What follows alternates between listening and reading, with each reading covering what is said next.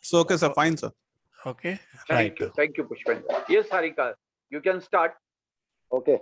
VNG, just need your access. Yeah. The screen. Thank you.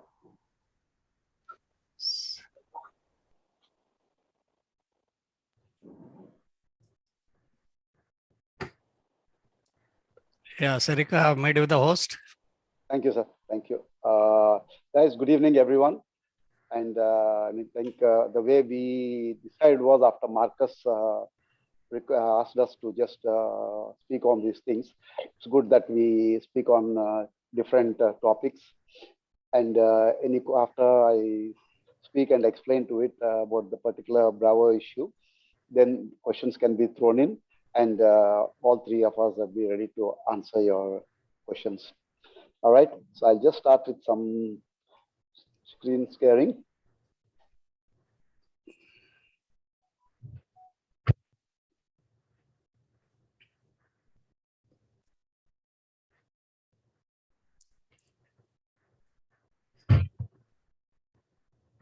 Okay, this is about the ball 21.7. The Bravos incident is covered under this particular law, where pitches wholly or partially off the pitch as defined in law 6.1. So the pitch as defined is the 22 yards by 10 feet, which is demarcated here. And it clearly says before it reaches the line of the striker's wicket, which is this portion. Okay. So this is the area of the pitch, as we are aware, although it is 8 feet 8 inches. The whole pitch, this thing is about the 5 feet on either side from the center stump. So the 10 feet width. Harika, just one point, if you don't mind. That shading seems to mislead, as if the pitch is up to the end of the return crease. So you can. So that's why the markings have been specified, sir. No, here, this side at the back, at the back. Yeah. So 22. You mentioned 22 by 22, but that shading is a little misleading. Yeah. So if you see the arrow marks here. Yeah. There. Correct. That's right. Absolutely. Thank you, sir. Okay. That is just to show that people should not mistake it till then. Yeah. Yep. Okay. So that's why this is the highlighted portion, and the arrows clearly show what is the demarcation of the pitch: 66 feet in length and 10 feet in width. All right. So basically, what we are looking at, the Bravos delivery, it did not pitch before reaching the batter's crease, but it ended up being delivered very wide of the stump. So what actually happened was the umpires made the right call in deeming it as a wide. Okay. Why is it so? Because the law is basically intended to deem such deliveries that pitch outside the playing surface as no balls, and is not intended to actually punish balls which are straight enough. Because if you're pitching on the pitch, basically they are wide. Why are they called as a no balls, which they are pitching off the pitch? Because if it's a wide full toss outside the pitch, it fits into both categories, but it is only deemed a wide because it has pitched before it reaches the line of the striker's wicket. All right, and on the demarcated area of the pitch. Okay, this never had an issue before, because wide and no ball carried very similar penalties, except just for the stumping was there for the wide, which was not there for in the case of run out. But of late, it makes a huge difference because of the distinction which through this free hit, because obviously the next ball becomes a free hit, and it becomes a lot more makes a lot more importance. That's why the players tend to ask more for the no ball than for the wide, because of the larger penalty that it carries. Right. So why, if you see the video here. Oh dear, oh my goodness. Could have said it's just about the end of the game, it's so wide, but Hazelwood got across. You've got to say that even Bravo's feeling the pressure. Even he is feeling the pressure. You can be the most experienced bowler, the most experienced player, but look at that delivery, so wide. If I just, if you see at the umpire thing here, he just having his hand out. There were a lot of conceptions that he was putting his hand out for a no ball, but he's actually waiting there. He's talking to the thing. So this is where our body language is quite important, especially in the way of where you put your hand and all. So a lot of the people had that opinion that he was actually initially signaling a no ball, but we as umpires, we know the no ball signal is not there. It's up here around the shoulder height. Because he knows that Hetmeyer can hit you away. Look how far it is. No ball, Sonny. It's a no ball. Absolutely. Absolutely. And that's a free hit. So this is where the knowledge of the commentators and all plays a key role, because both the commentators were very, very insistent that it's an absolute no ball and it's definitely a free hit. The slower ball gone wrong. It slipped out of the hands. So no ball, free hit. And Akshar Patel on strike.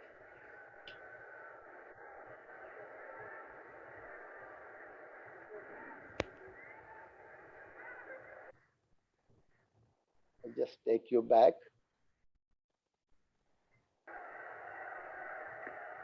Oh dear. Oh my goodness. That's going to say it's just about the end of the game. It's so wide, but Hazelwood got across.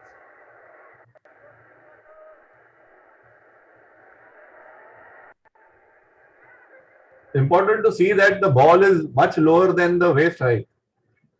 Otherwise, from the front view, it looks as if it was. Yeah. So Just see where the ball is going. Yep. I'll just try to pause it there. Given this a no ball.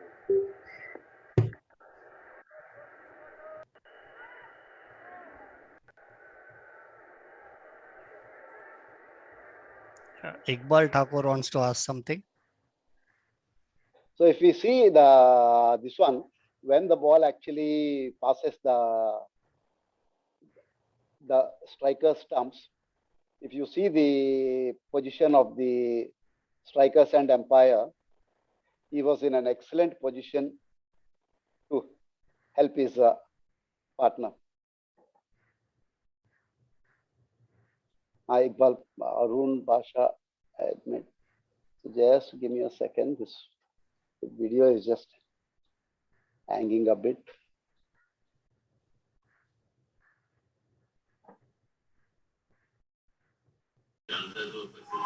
Sir, So basically here, if we see, just now I think earlier VN sir was speaking about it, about the process. So if you see the process of the decision making, okay, by the bowlers and umpire, it was a decision from the bowlers and umpire, the decision. But teamwork is very, very essential with the strikers and umpire. Consultation with strikers and umpire, I think, may be required to confirm the pitching in this case. Even if the bowlers and umpire was not sure about the height, he could have easily been guided on this by the strikers and umpire, because the rules are very, very clear as far as the playing conditions of both. I just give me 1 second. I'll stop share and come back again to this thing. It's hanging a bit. So the rules are very, very clear on this. he's the one out. The playing conditions, that unless it constitutes and a dismissal is made, we can't check the no ball this thing with the umpires, with the TV umpire. So the right to this thing could have been, for me, would have been call it a dead ball, go to your partner at the striker's end, check with him about the pitching, because I think you would have been in a absolutely ideal position to guide his partner in this particular aspect. I think he was in the right position. So I'll just share it one more time with you, the video. Just give me a second, bear with me.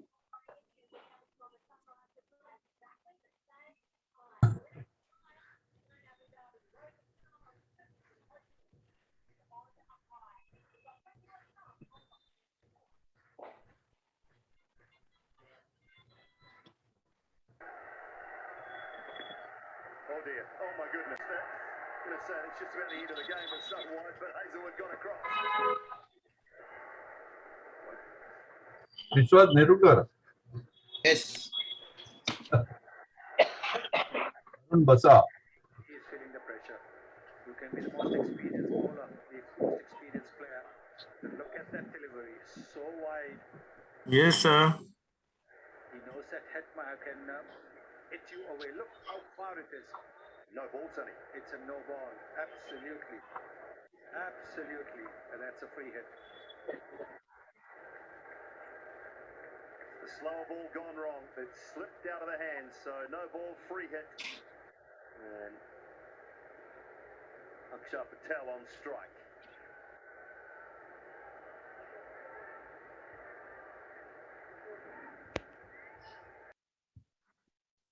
Is not pausing.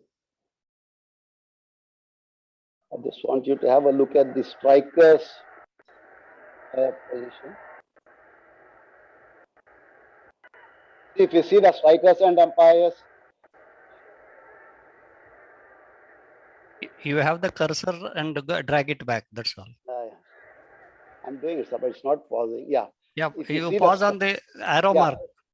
correct. So if you see here, the strikers end position is in a very, very good position to decide about the not only the height, also decide on the pitching. So he would have been in the right position. So best thing would have been to gone to consult with him and then made the call. But Anil went to the TV umpire. The right decision was made. But I think the process, as per the playing conditions, was not right. So here, if you see, Wants to know what in heaven's name is going on. so if you see here, Ricky Ponting is in an animated this thing. So this is what happens when coaches and commentators, they are not aware of the playing conditions. Rather than argue with him, he could have simply asked, why is it a wide? Why is it not a no ball? He would have got his explanation. If he is not sure, he could always go and put it in his match report, rather than try and create a scene over there in front of so much of public and in the players. All right. But I think here the fourth umpire acted very, very well, explaining to him clearly and nicely, and In heaven's name just sent him back. swinging it. Okay. So why is the reasons? Why is it a no ball and why is it a wide and not a no ball? Okay. Basically, we are talking about some tough pitches where you could have an adjoining pitch. It could be an elevated one where the ball hit that edge or can hit a lump of a grass or something. All right.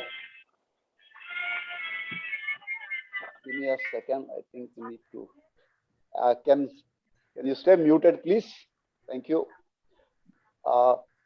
So there are chances the ball can come back. Once it starts coming back onto the pitch, it negates the call of a wide ball because the ball has come back onto the pitch. And for some reason, if the ball hits the stumps, the batsman has to be given out bowled because it can't be a wide ball anymore. So this is the reason to give protection to the batsman. It was declared as a wide ball, no ball rather than a wide ball.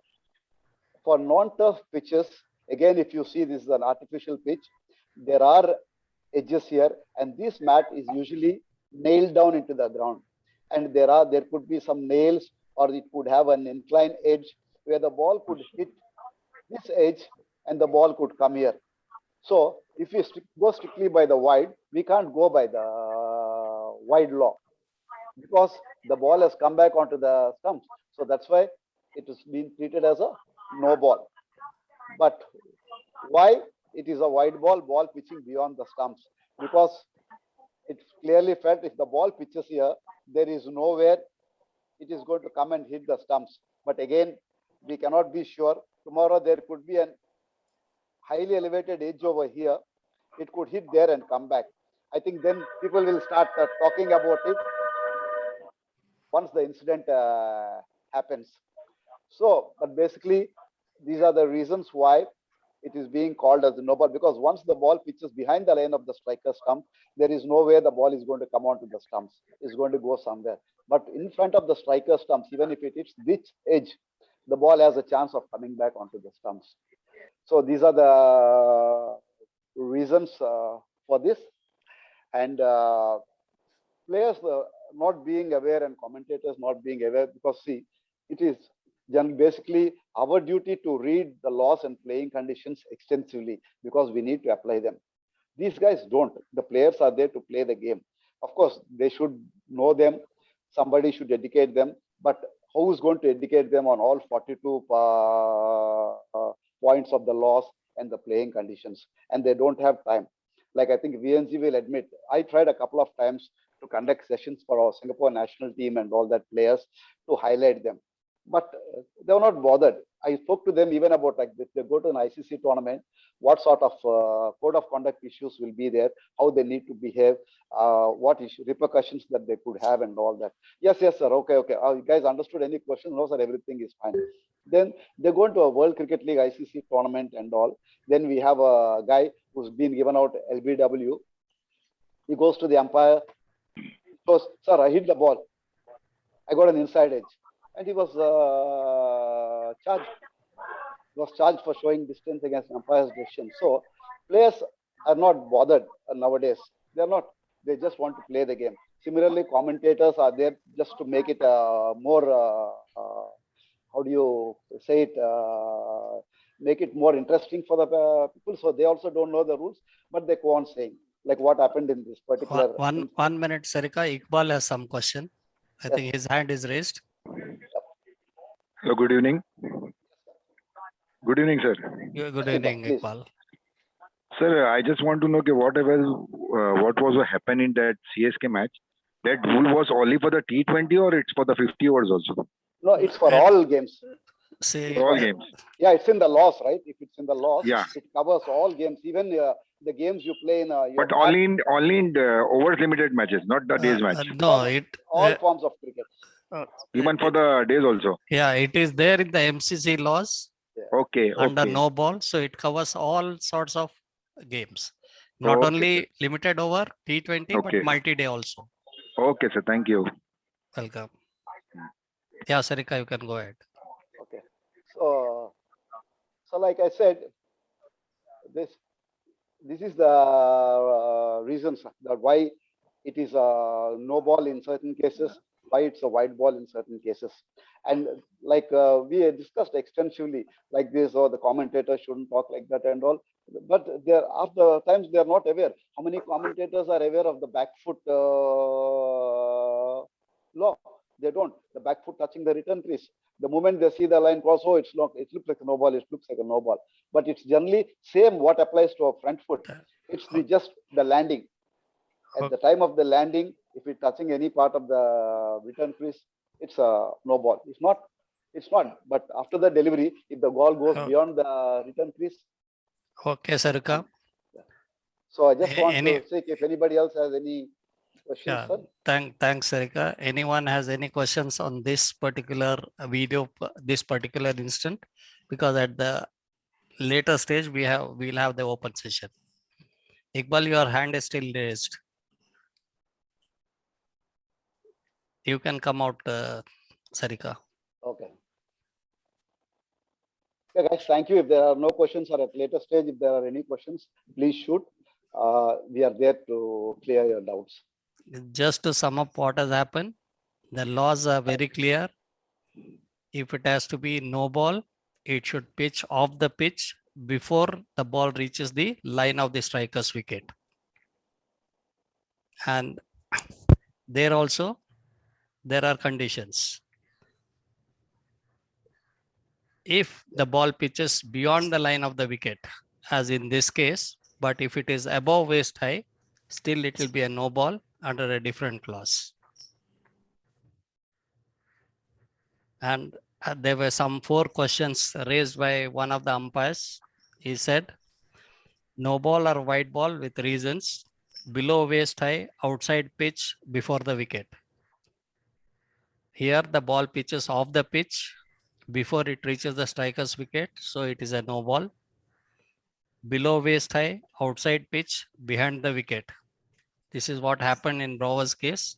The ball was below the waist high, it pitched beyond the wicket, so it's not no ball. Since it was not in the reach of the striker, it is wide. Above waist high, outside pitch, but before the wicket. It's highly improbable. But even in this case, once the ball passes the striker at waist high or above, it's a no ball. Above waist high, outside pitch, but behind the wicket, still it's a no ball because the ball is above the waist high. Anyone has any other questions or clarifications on this subject?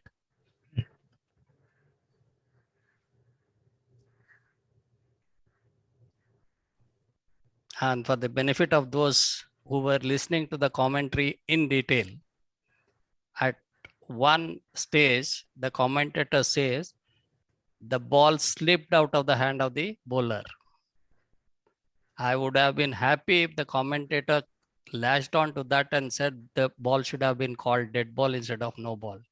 Because if the ball is not delivered fairly, it slips out of the hand, the bowler has to, the umpire has to call dead ball. But here, all were confused. They were not sure of the loss, as is evident from many instances.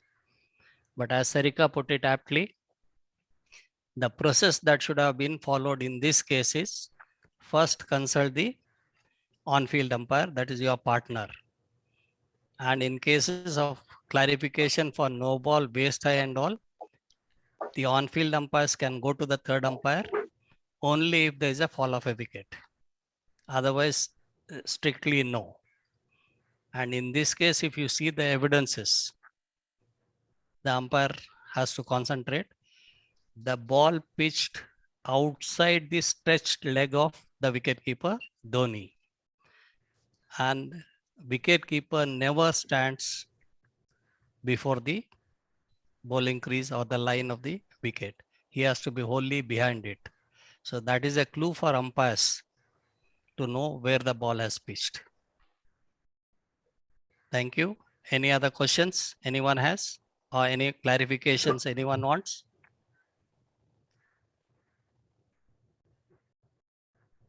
Otherwise, we move on to the next topic. Sir, one question I have. Yeah. Sir, my question is regarding playing conditions of BCCI. As you said, if the ball is slipped and bowler has left the ball accidentally and it pitches beyond the line of stumps of the striker, then umpire should call it dead ball. But recently, I have been taught that if the movement of the ball is forward, then you should call it a no ball if it is above the waist height. Pushpender, there are two things. One, you say ball slipped.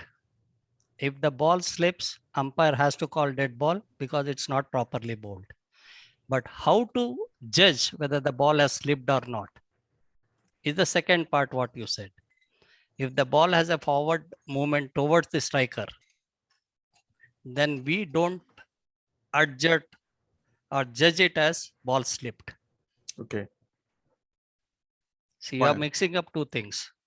How to define or how to come at a conclusion whether the ball slipped or not is the forward movement. Usually, if the ball slips, it goes wayward. Okay, got it, sir. Okay, thank you. Thank you. Any And other the more wayward it goes, the more you should be thinking about dead ball. If it is at quite an angle, Yes, right, sir. yeah, the Vinayak, go on. Yeah, any other questions anyone has? Yeah, actually, I have basically it's not a question. This was one particular point which was always in my mind. Why not? It was a why not question, because so far so many changes have happened in the no ball laws, and where after 2017 we also have seen this. The two pitching has changed to more than one pitching off the pitch, etc. And in all of these occasions, in some occasions, we either umpire calling of a no ball jurisdiction lies with either umpire, in few occasions with the bowlers and umpire. When it comes to the pitching more than once, why? Because if it's just look at the scenario of a practical game happening, strikers and umpire will also have a really good view of the ball pitching twice, and also with respect to the ball going above the shoulder height or head high or non-pitching delivery above the waist. Why there was no thought process given behind changing it to either umpire, and we are still sticking with bowlers and umpire? Because this is why not question which was always there. Good point raised, Mano. However, there is a provision that the strikers and umpire can always consult. And it's a good teamwork if both of us umpire standing on the field have quite signals to communicate with each other. In case of ball going above the shoulder high, nowadays, if you see, whenever a ball goes, a bouncer is bowled or full pitched ball it is, all eyes are on the strikers and umpire. Even the camera goes on to him, and he doesn't inform his colleague by a discreet signal. He openly tells it wide or no ball. So it has become a norm. So maybe tomorrow this also could come. But now what has been thought is it is in the jurisdiction of the umpire who is in a better position to see things. Just to add to that, sir, I mean, even the ICC now says, although it is the jurisdiction of the bowlers and umpire, it doesn't stop from the strikers and umpire just giving a quiet signal to his partner. It's not only that. Just as his hands out, and it's up to the bowlers and umpire then whether he wants to take this forward, and then he can start the consultation process, or if he is not sure, he could just call a dead ball and go check with his partner and then come back and signal a no ball. Yeah, I was always thinking like when we have an acceptable practice, so why not? It can become part of. It can. This can, if you don't mind, I'll just add to it. Sarika, you made this point, but if you look at that video carefully, Madan, you are lower your voice. It's very loud. Oh, it is. It is okay. When you see that video, the bowlers and umpire's view doesn't clearly show that it is almost as if it is gone above the waist. But it is when you are at the square leg, it is very clear that it is much below, almost knee level. And so that is why there is some substance in what is there. And like Manu Pasha said, these things will we can look forward to these things moving from the jurisdiction of the bowler's end to the striker's end, the umpire. It is very much possible to happen. They keep changing it as it is. True, Madanji. I mean, I agree with you on this. I'm also happy that either umpire can call. But right now, it is with the bowlers and umpire. But it does not stop the bowlers and umpire if he does not receive anything from his partner going and checking. I did not have a clear view on whether it was pitched, whether in front of the stumps or behind. What is you think? Take his opinion and then make the call. Or a small guidance from his partner, maybe just put his hand out, and then his partner, even if he doesn't signal no ball, he can then come for the consultation with him and then make the call. Because as per the laws anyway, it is the jurisdiction of the bowlers and umpire who has to call this. Yeah, of course. Thank you. Yeah. So any other questions? Just to sum above, it's a teamwork finally. The guidelines are very clear that in case of a delivery going above waist height or shoulder height of the striker standing upright, the bowlers and umpire has to be guided by the strikers and umpire. And once the strikers and umpire conveys his decision, it is bounden duty of the bowlers and umpire to go by that. Okay, yeah. Tushar Pawar has some question. Tushar? Yes, sir. Just before we have discussed regarding that, if both umpires can contradict, like the bowler and umpire has already given no ball, but the striker and umpire doesn't agree with that decision, then definitely they'll go for discussion and what could be the procedure? Yeah, thanks. Thanks, Tushar. It's a very good question. See, what we want to see on the field is good teamwork between the two. Whether you verbally communicate or you communicate not verbally, there should be a good teamwork.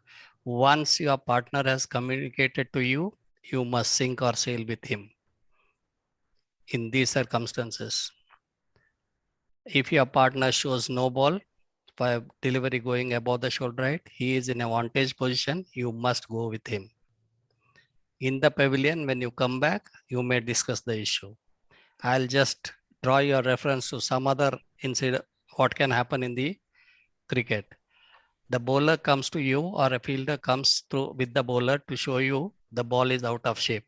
Now, as per law, whose direction it is to see whether it is out of shape or not? It is both the umpires together.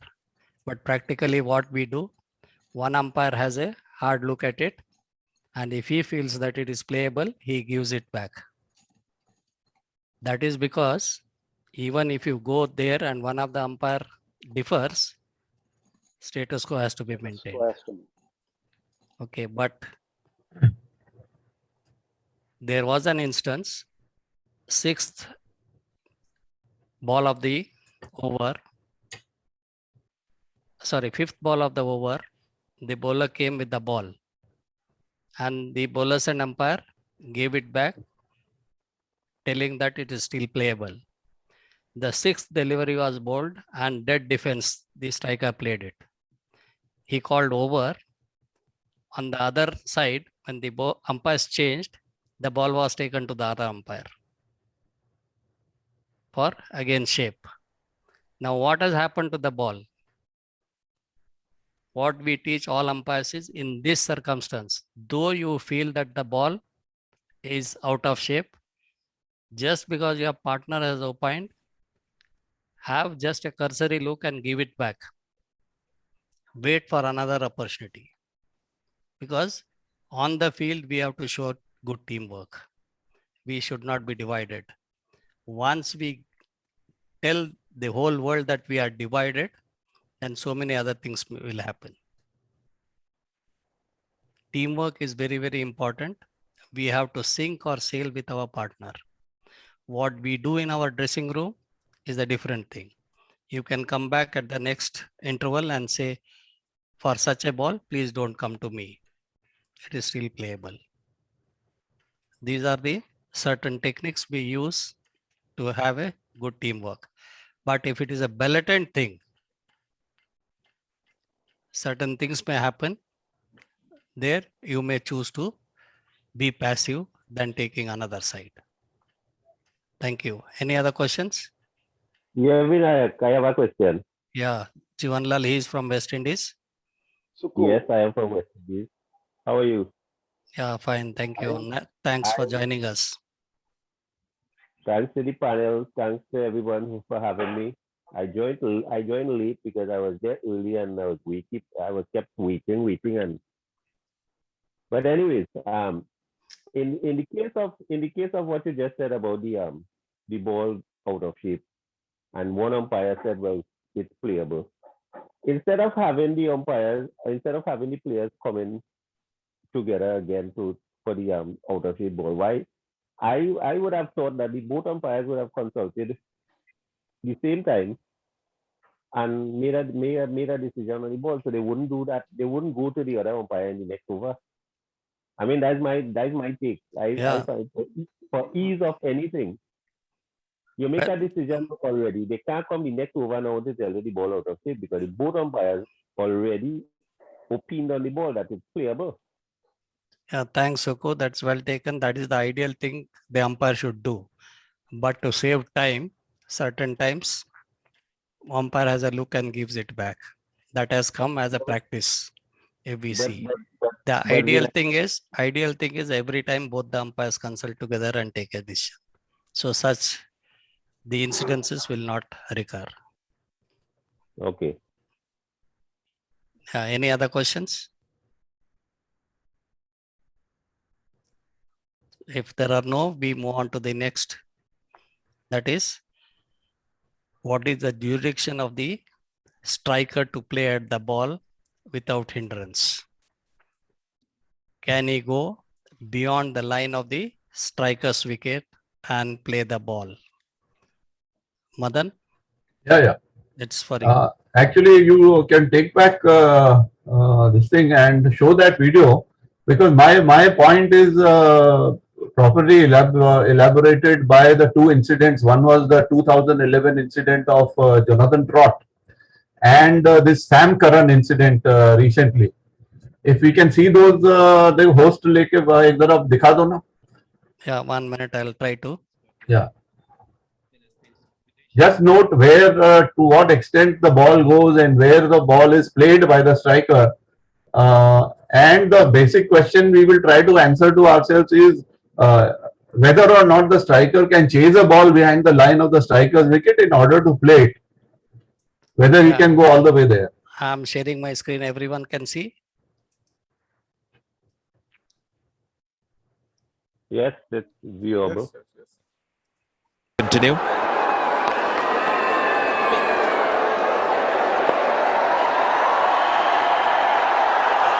Okay, got their pin and paste combination going at the moment.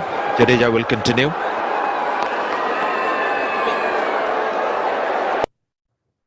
This one is relevant, but I'll now good that you people have seen it. This is from the earlier 2012 incident where this would have been a wide had it passed the striker's wicket. This is relevant to our discussion, but it's good that that is. But then keep in mind that he was allowed to play here without interference by the fielder. Okay, yeah, show the other one. Okay, little settled by what's happening. No ball. If the ball bounced twice, then it's a no ball.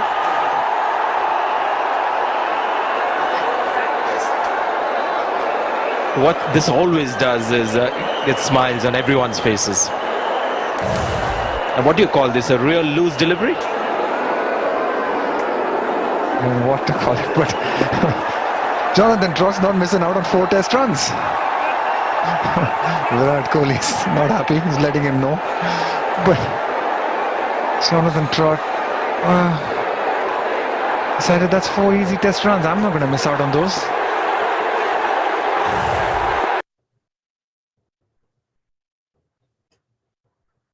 Actually, this one, it is clear that Sanjay Manjrekar didn't know what was the right decision. He mentioned no ball. Which is the second one, Madan? The second one is Brad Haddon का. नीचे है, मैंने भेजा था ना तेरे को? Yeah, I'm trying to play that.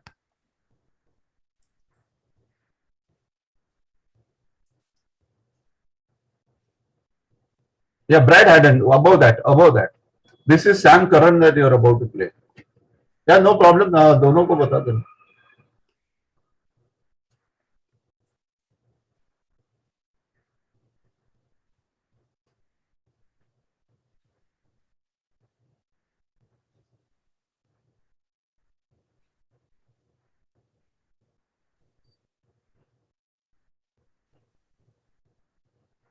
It's taking time to. दो विंडोज खुल गया है.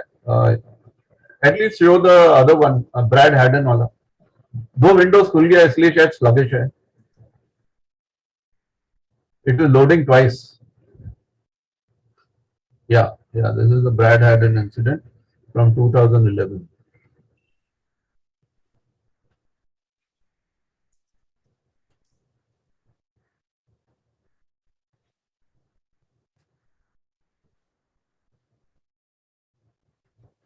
You close those windows. Curran का windows बंद कर दे.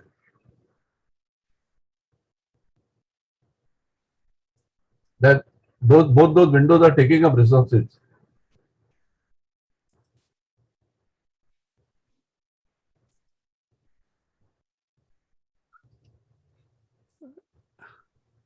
Yeah.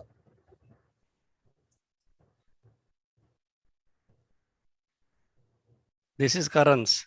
Yeah, this is Sam Curran. You just click that. Yeah, it's playing. Yeah, it's playing. थोड़ा sluggish था computer screen. Oopsie.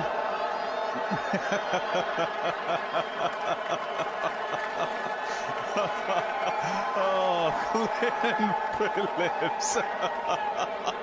Oh, man. Desperate attempt there. Glenn Phillips tried his best to get to the ball.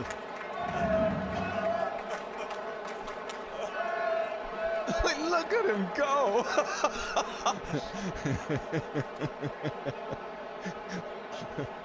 I'd love to have seen what he was going to do if it had got there. Everybody saw that? It's the same pitch which was used yesterday in the game against Chennai and Punjab. Not a lot has changed because the half the Window बंद कर दो. Yeah, बंद किया.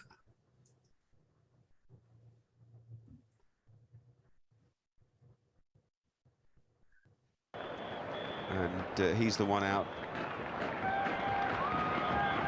along with third man.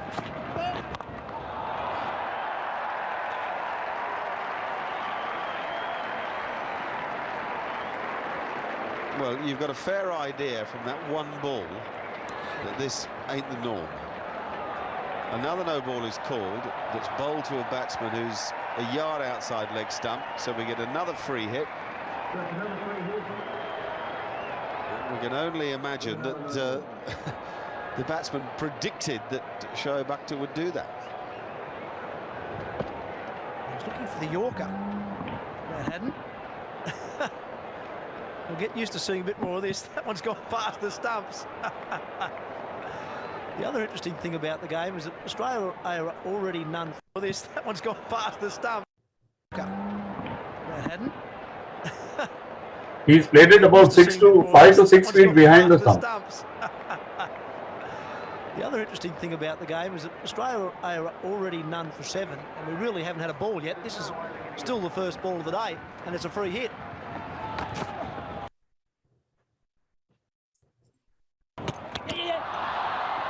Now it's bowled him.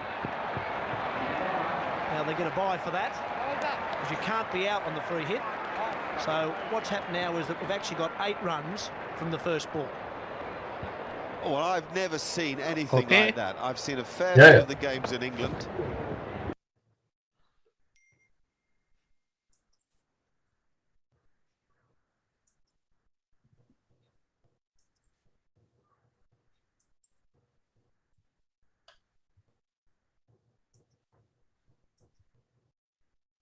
Yeah. Yeah, now when this incident, Sam Curran's incident happened, we saw where he went to chase that ball. I'm only wondering what would have happened if Dhoni and he would have reached the ball at the same time. And or if there was a leg fielder there to whom the ball is coming straight and this fellow is also rushing to hit the ball. What could have happened and what would have happened, will add to that in a little while. Now here the question was, this was raised by Paschim Pathak, who said that is he allowed to go and do that? Now then we also came across the Brad Haddin decision attempt to play that ball. He was about 6 feet behind the stump. And what if the wicketkeeper had been standing up? Naturally, he'll be there. He has to. How can you stop the wicketkeeper from playing the ball? And what could have imagined happened to that kind of a clash is something to be imagined. Now, looking at the law, we're trying to apply the law here. Actually, the question I tried to answer was that whether or not the striker can chase a ball behind the line of the striker's wicket in order to play the ball. I looked at things, and a lot of umpires must have looked at it and must have found that there is really nothing. So, what will you do and what will you allow if such a thing happens? In both these cases, really nothing happened. Nothing was done, and things went on. And today, this is the status that we don't really know what to do in this situation. Now, because now look at, I looked at some of the laws and I looked at our OLM and Tom Smith, which are considered our Bibles as far as umpires are concerned. And they are all, so to say, interpretations which are approved by the MCC.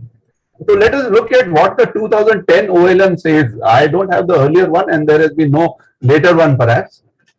It says that the striker may not hinder the striker's right to play the ball means that he has to have room to move himself and to move his back to play the ball appropriately.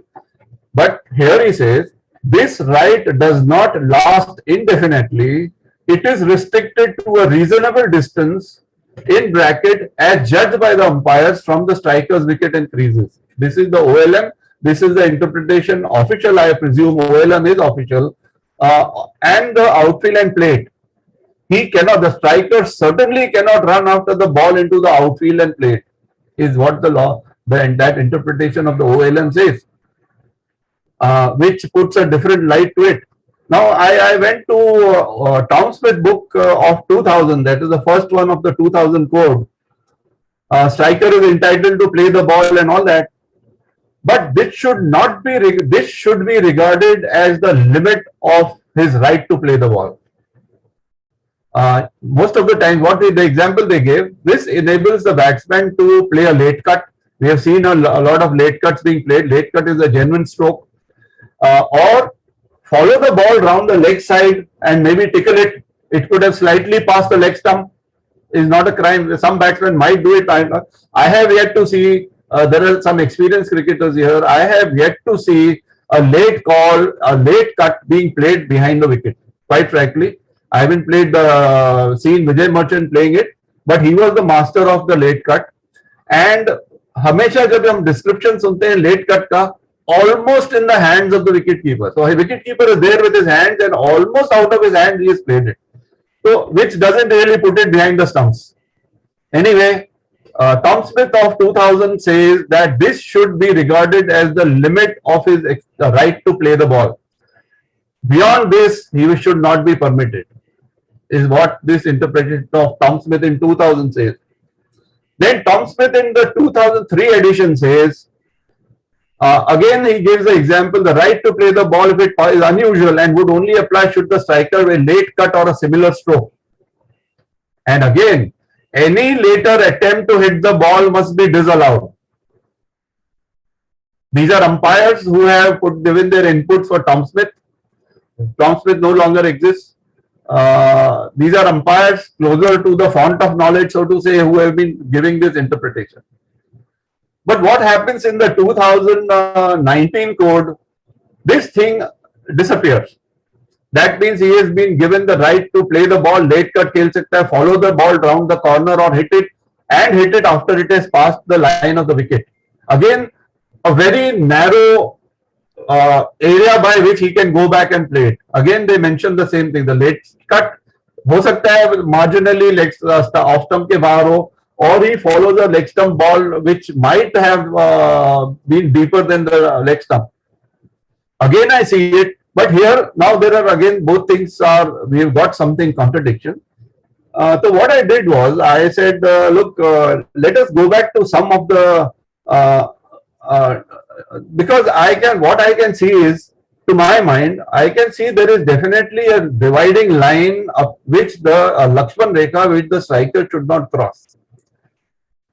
As far as my reading of the laws goes, there is a Lakshman Rekha which the striker will not cross, and that Lakshman Rekha can only be the striker's wicket, and it cannot be any other. I hope you will agree. So I thought that I might look at some of the other laws. I'll just share with you. I had put this on chat. If you people have read it, you will know there's a repetition of what I have put there. But then since we are here discussing this, you see the law about position of the wicket keeper, it says that once the ball passes the wicket at the striker's end, the wicket keeper is free to come in front of the wicket to field the ball.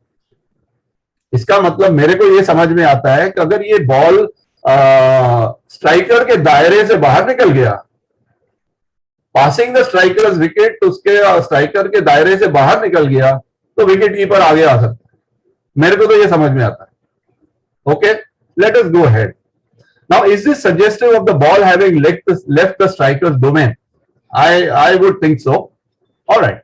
Now, let us look at the no ball law. Presently, the no ball law which is there, if a ball delivered by the bowler comes to rest in front of the striker's wicket, again, this mentions a line of the striker's wicket, which we know that the umpire shall signal no ball and immediately call dead ball. This is the present law.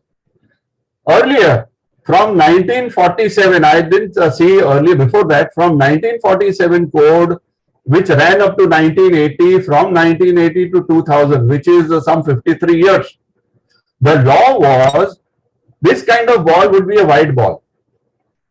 This kind of ball would be a wide ball. Like Sarika mentioned that wide और no ball ने भी present laws में mix किया है, इसलिए थोड़ा सा दिक्कत हो रहा है. What was the wide ball? I am sure Nerurkar has umpired during that time. Others must have umpired during the time.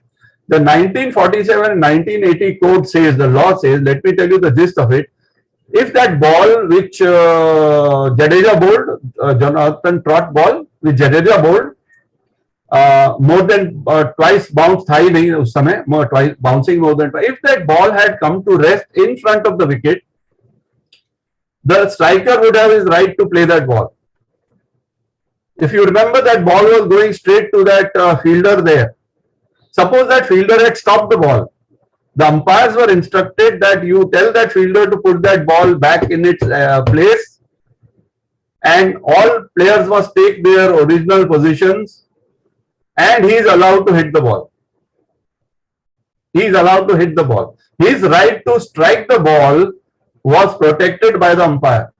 But when it came to rest in front of the striker's wicket, had it passed the striker's wicket, the umpire would have to call wide ball.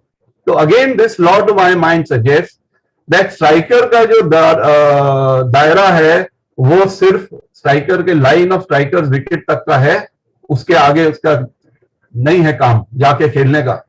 अगर वो ball जाके wide ball वो जाके रुक जाता, थोड़ा सा आगे स्क्वायर लेग के पीछे रुक जाता, I am talking about the old law, had it gone and stopped there, I would have called wide. I am sure I would not have let him hit that ball. But in front of the wicket, yes, the law says it is the right to hit the, like this, the man Jonathan Trott hit that ball. Though it is not some, he had right to hit the ball as long as it was in front of the wicket. That is the conclusion of that old law. It has disappeared, of course, but it is there. Very clearly it says this. Now here it is, like I said,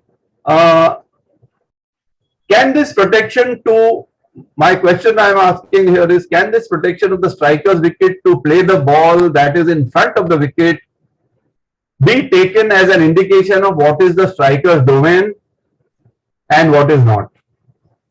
I think there is a line there which might have faded in everybody's mind over some time. Now look at the wide ball law. Have a look at the wide ball law. See, for that I'll just give you a situation, another situation. Suppose there is a slow left-arm spinner bowls a slow ball.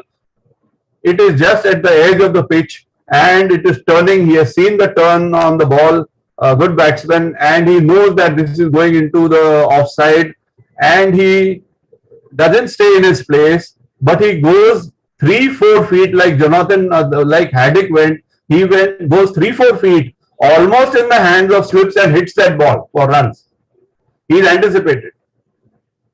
Now, this is the example that I want you to consider. First, I will tell you that the white ball law says that once as soon as the ball passes the striker's wicket, I am supposed to call white ball. What does it indicate? That this ball has passed out of the scope of the striker. That is why I am calling white ball. My instructions as umpire is that as soon as the ball passes the striker's wicket, I am supposed to call not ball. Yes, I have done that religiously. I am a good umpire.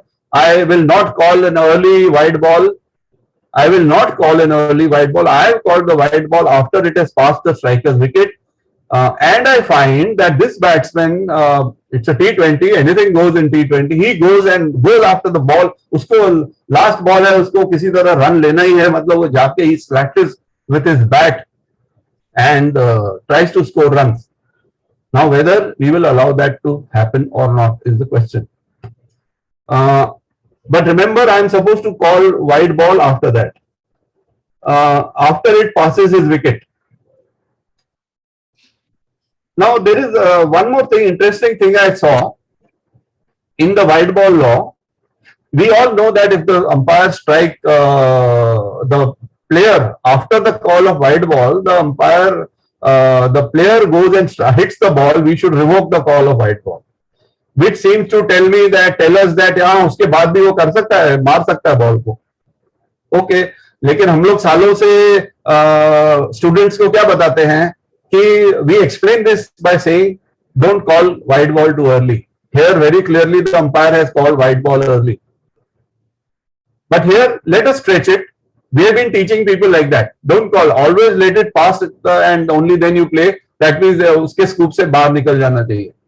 If you have done this, that means you have called. If you have gone and managed to play it, you have called it early. But here it is not a question of his managing to play it.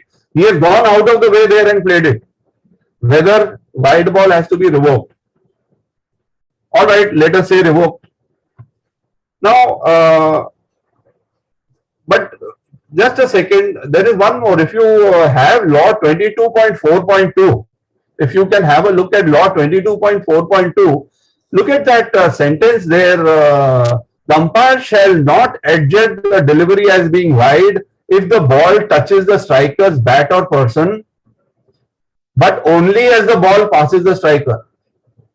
What is this supposed to mean? I am not clear. If somebody can tell me what is supposed to mean, I will be very glad.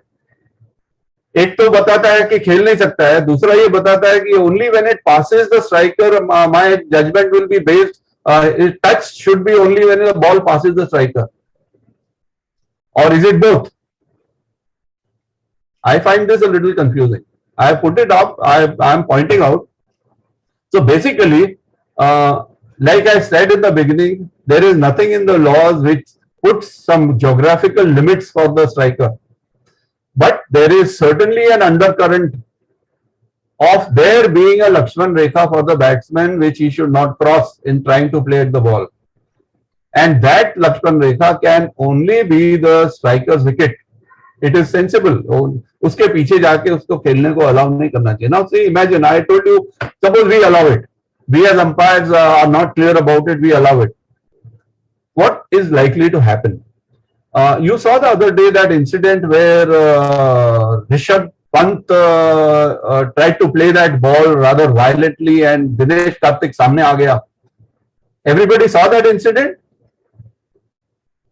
And Dinesh Karthik would have been hit very severely in that.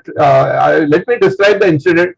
This fellow tried to play the ball, he was left-hander, he tried to play the ball, it hit his bat and bounced in front of him. And could have gone or could not have, but it was bouncing there in front of him. He went to play that ball, but he went to play that ball in a wild swing. Normally you just push it and all that, but he went in a wild swing to play it. And Dinesh Karthik also, and you can't blame him because it was an instinctive stroke coming from a batsman who thought that kai baar aisa hoga. And Dinesh, I suggest you have a look at it, though it is not available on video now. And Dinesh Karthik, since it has once touched the striker's person, he came to field the ball, came forward to field the ball. Now, two of them in that same area, and this fellow hitting the ball like this. And Dinesh Karthik went flying. Fortunately, he was very lucky. That kind of hit would have broken his jaw, 100%. That bat landed on Dinesh Karthik, it would have broken his jabda tod deta tha. So, let us, my suggestion to the MCC is that let us not wait till that day happens. That day comes. In that example which I have given you, the ball, the leg spinner's ball is going straight to his second slip. And the batsman comes there and plays it. And the ball goes for runs. Or if that fielder stops it, has he done something wrong in stopping that ball, the fielder? is a question you must will be there before you. Has he done something? If you give him the right to play, does he have the right to field that ball, or he should let the striker go and he should be free to take runs?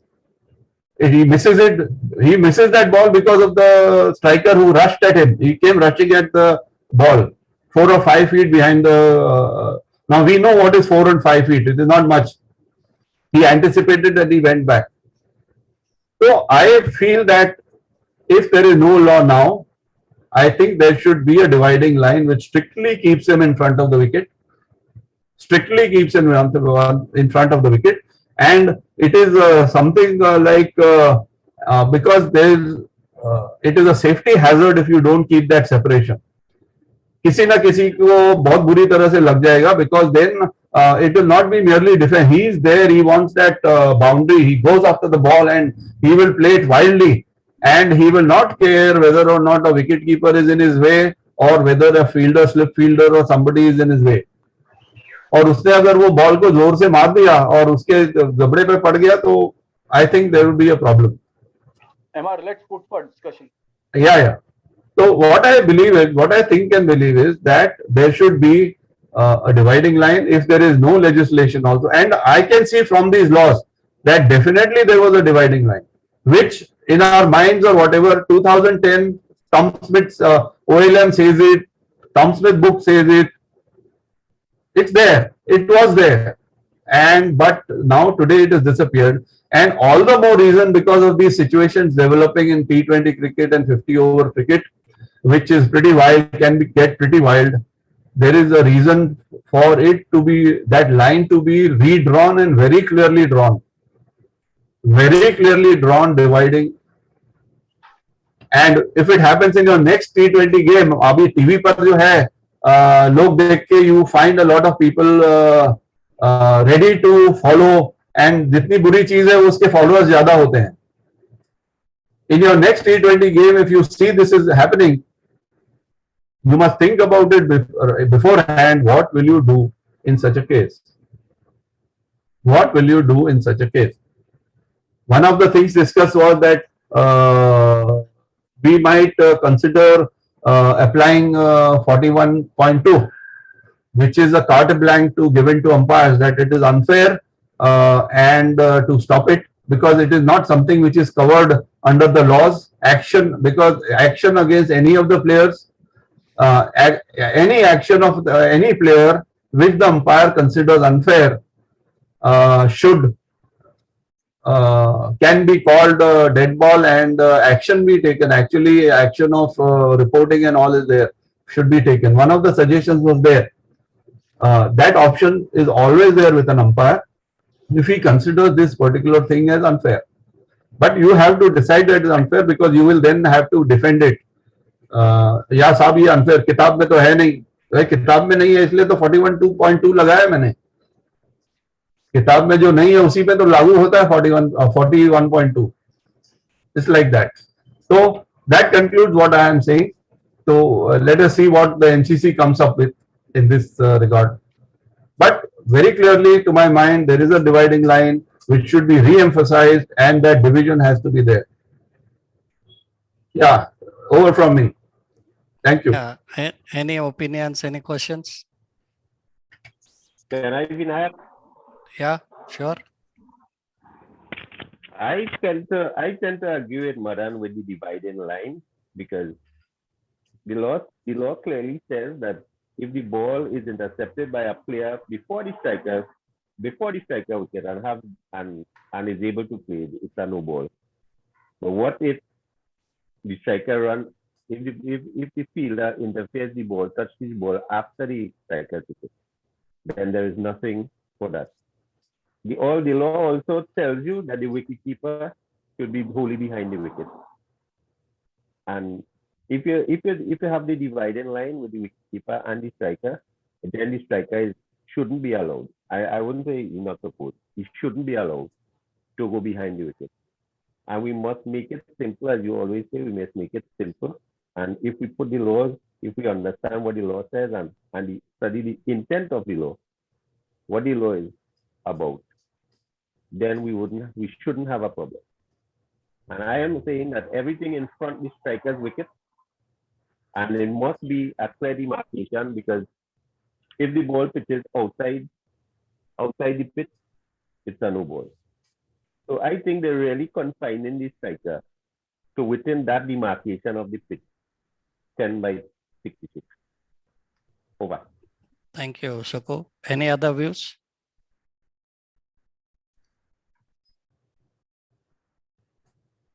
Can I add something, sir, to this? Sure, sir. Yeah, sorry. Okay. My view, sir, I mean, like how Madanji has mentioned, that there is nothing clearly which states that the batsman cannot do this. All right. So let us, and Suku also just now mentioned, we have to see the intent of the law. So how I see it is, practically, there is no way a batsman can run behind the stumps and hit a ball unless from his normal stance, unless the ball is very, very slow and bounced behind the stumps. Then in the case of Brad Haddin, he took his stand straight away behind the stumps for the fast bowler, opening out all his stumps, risking getting out. So from that place, if I was there, I would allow him to do that, unless by doing so, he is interfering in the duties of the fielding team. He is coming in the way, like for example, he tries to take a stance behind where the wicketkeeper is standing up to the stumps. Then it becomes a risk whether he tries to hit the ball from there. It causes injury risk to the wicketkeeper. We interfere here. We can call, you cannot do that. And if you continue to do so, action could be taken against him in terms of 41.2 unfair play. But if a normal case, if he goes behind, and take the other scenario, if the ball rolls along the ground, he wants to go and hit it. There is clearly, if the ball is rolling along the ground, we call it a no ball and an immediate dead ball. Similarly, if the ball goes well behind the stumps and the ball comes to a stop, before even the batsman is going to try to hit that, we call it a dead no ball and a dead ball, if you think it has been properly delivered. For me, I think the striker should be allowed to do, unless he is preventing the fielding side from carrying out their duties. These are my views. As for the current law, which we read as it is, where it does not at any time say, as far as wide ball going behind the stumps, like Madan ji has mentioned, there's always a case if you're called a wide ball early and the batsman manages to hit the ball, you could always revoke your call of the wide ball. So these are my views, sir. Yeah, Sarika, but I have used it in the context. It is very clear that I have called no white ball after it has passed. And also there is a conflicting statement which says, but only as the ball passes the striker. So all of that is a little confusing. As it is up to you how you will decide to do it. But I just wanted to specify the context in which it was there. Again, my point is that it is there is no clarity. Madan, let others speak. Yeah. Everybody is telling that there's no clarity. Yeah. Okay. Anybody wants any other comments? Karnakar, Australia, what you people think, or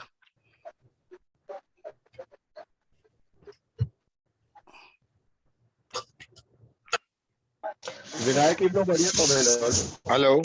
Yes, Karnakar. My point is, sir, like it is the contest. The batsman is protecting his fort is his area is to protect his wicket and wicket that line up to that line only. Anything beyond that line, he is risking getting himself out.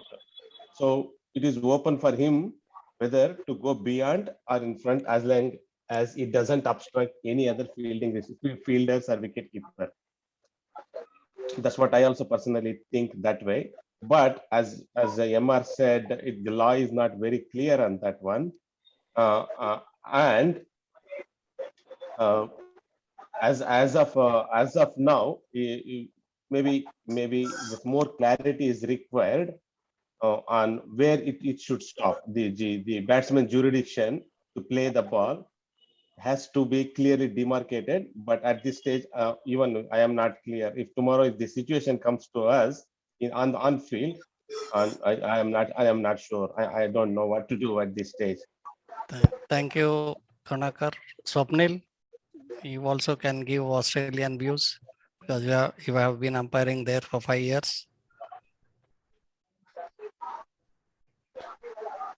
I think he's not able to hear us, audio problem. Any other comments? Maybe Swapnil is in India, is he? Yeah, he is in India now, but he was there in Australia earlier, 5 years. Okay, so I am in Australia. My time is 1 o'clock midnight now. Probably in maybe in another 5 minutes I will disconnect. Yeah, sure. I have No got a problem. game tomorrow. Thanks for joining Yeah, us. and all we'll the be best. closing. We'll be closing in 5 minutes. Yes. All the best for tomorrow's game. Yeah, Ashok, you want to add something? You are from Canada.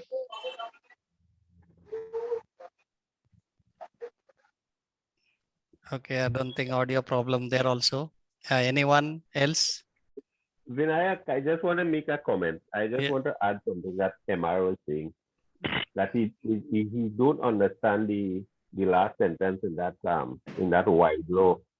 But it simply means that sentence simply means that the wide is adjudged when it passes strikers.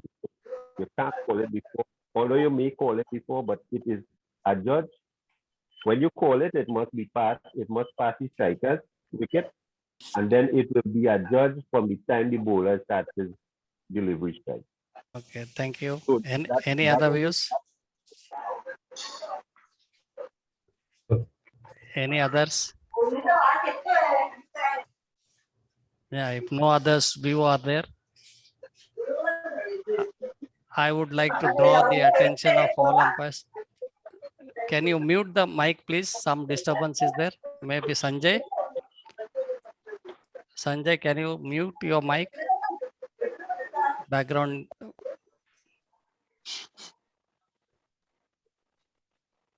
Thank you. You muted your video, not audio. Sorry, what you can do, you could do mute all and then just open yourself. No, I don't want to be harsh, Sarika. Okay. That is the best way, sir. Sometimes you. Yeah, you that's the best response. way. Yeah. Just to sum up, I would also like to draw to another clauses which are there in the laws, encroachment of the pitch area. It very clearly says that a fielder cannot come onto the pitch area till the ball passes the striker's bat. And then it also says that for wicket keeper, he cannot come in front until it passes the striker's wicket. Combining all these together, we can reasonably say that the striker can play at the ball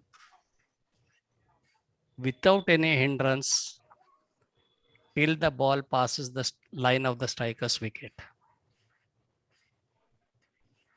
Because no fielder can come in his way of playing. Without hindrance, he can play. Now, where the law is silent is, it has restricted the fielder's encroachment, but it is silent on where to or what extent the striker can go to play at the ball. If earlier we see, if the ball had come to rest in front of the wicket, batsman was liberty to go and hit there, as MR said it. Earlier it was there. Now that also has been stopped. So we can reasonably infer that striker can play at the ball till it passes the striker's wicket within the pitch area. Now, what to do if it goes beyond and the striker plays? Because with the advent of this T20, lot many innovative strokes are coming into play. Earlier, this may not have been envisaged. Of course, we have recourse and we can take recourse under 41.2 and call dead ball if the striker goes beyond the pitch area to play at the ball. Whether we call no ball or whether we call wide ball depends on the circumstances. But as a consensus, till such time that the lawmakers think and bring out definite things, we can safely call dead ball if a striker goes beyond the pitch area to play at a ball which also pitches beyond the pitch area.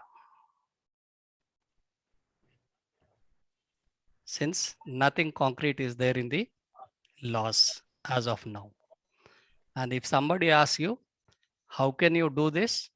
We have recourse under 41.2, which very clearly says that umpire will intervene and call dead ball if anything happens, and if he feels that it is unfair, which has not been enumerated elsewhere in the laws. Thank you. It's already 7:30. The IPL would have started by now. People would be eager to go. Yeah, Manu Pasha has a question. Last question. Yeah, I mean, like when you're saying this particular point with respect to the fielder, wicket keepers and keeping the keepers encroachment law under perspective, does it the same thing applies to the lateral movement? Because it's not always that the striker goes behind and plays. Because we have seen one of the videos where the striker has come almost towards a short leg, maybe a kind of, it was almost a short leg kind of a field, and the short leg fielder respectively gave a place for him to play. Does it only limit going behind and play or leaving the pitch laterally also?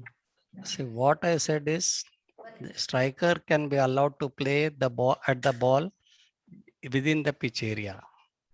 If he goes outside the pitch area and the ball also pitches outside the area, safely we can call dead ball at the moment till something comes in black and white or some clarification comes as a note. Can I add something here, Vinay? Yeah. What I think Manu was talking about was okay. And here he was referring to, I think, Dhoni coming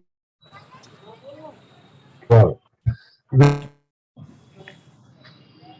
Wicket keeper. Under that law, that movement, Manu, is allowed because he has gone there in anticipation of the stroke or to field the ball. But again, there he will not come in. He will not come in front. Both things apply there. I think that is what you meant. Thanks, Madan. As far as fielders are concerned, lateral movement is permitted in anticipation of the stroke the striker is making or is shaping to make. But we are talking about striker where he can go, where he can position and play at the ball without interference. And if we also go to hit the ball twice, the ball played by the striker is going to the wicket. But at the same time, the wicket keeper who is standing well up bends forward and puts his hand to collect the ball. And in guarding the wicket, the striker hits the hand of the wicket keeper. In this case, the ruling is very clear that it will not be treated as interference by the batsman for the fielding. So it will not, the wicket keeper or the batsman will not be penalized for these things because it's not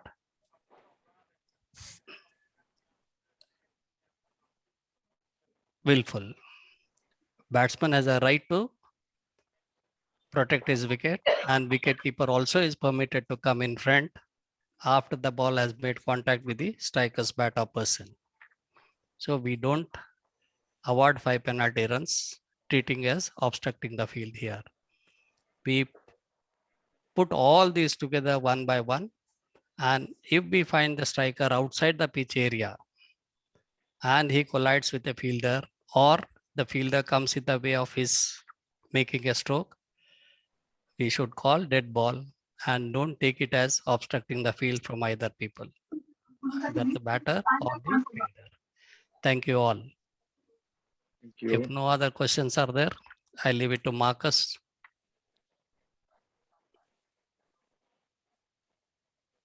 Any questions or shall we call it a day? Yeah, last chance. Yeah, Arun Basa has something. I've just clapped for the discussion. Thank you very much. Thank you. Thank you. Thanks, Arun. Anyone has anything? Thank you. Before we call time? It was a lovely discussion. Various things came into discuss. And it's good that finally we have arrived at some conclusion. Good teamwork. Keep it up. Thank you, sir.